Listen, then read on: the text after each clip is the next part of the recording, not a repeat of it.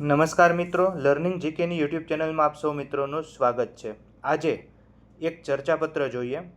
અત્યાર સુધી ભારતનો ઇતિહાસ વિદેશી દૃષ્ટિકોણથી લખાયેલો છે, પણ હવે ભારતીય દૃષ્ટિકોણથી નવા ઇતિહાસને લખવાની જરૂર છે. આ બાબત અંગે સમર્થન કરતું ચર્ચાપત્ર તૈયાર કરો. સૌ પ્રથમ જોઈએ નામ, તો કે અબક, ત્યારબાદ સરનામું 1 અને સરનામું 2, ત્યારબાદ તારીખ, ત્યારબાદ એક લાઈન છોડીને બીજી તરફ પ્રતિતંત્રી શ્રી, દૈનિક સમાચાર પત્ર કખગ શહેર, ત્યારબાદ વિષય, તો કે વિદેશી દૃષ્ટિકોણથી લખાયેલ ઇતિહાસ, ભારતીય દૃષ્ટિકોણથી ઇતિહાસ લખવા અંગેનું ચર્ચાપત્ર, ત્યારબાદ એક લાઈન છોડીને સુગ્ન મહોદય શ્રી.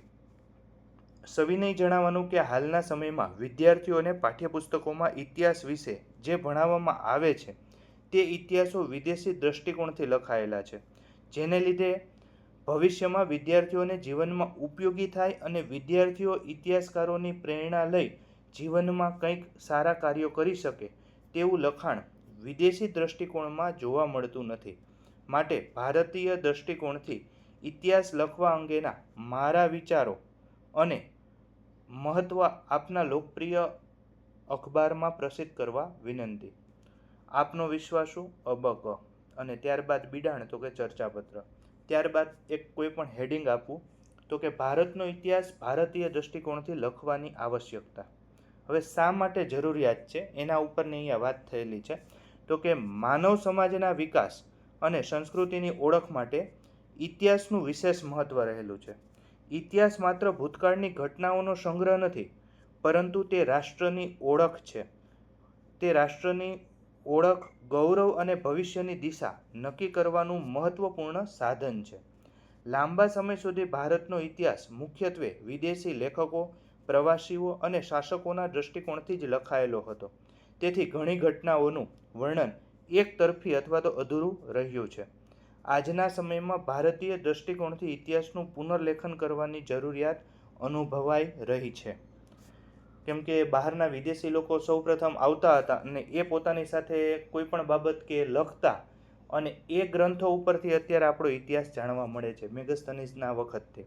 તો અહીંયા કહેવાનો અર્થ એવો છે કે અત્યારે આપણા દૃષ્ટિકોણથી પણ ઇતિહાસ લખાવવો જોઈએ. વિદેશી ઇતિહાસકારોએ ભારતના ઇતિહાસને પોતાના રાજકીય, ધાર્મિક અથવા તો સાંસ્કૃતિક દૃષ્ટિકોણથી જ રજૂ કરેલો હતો.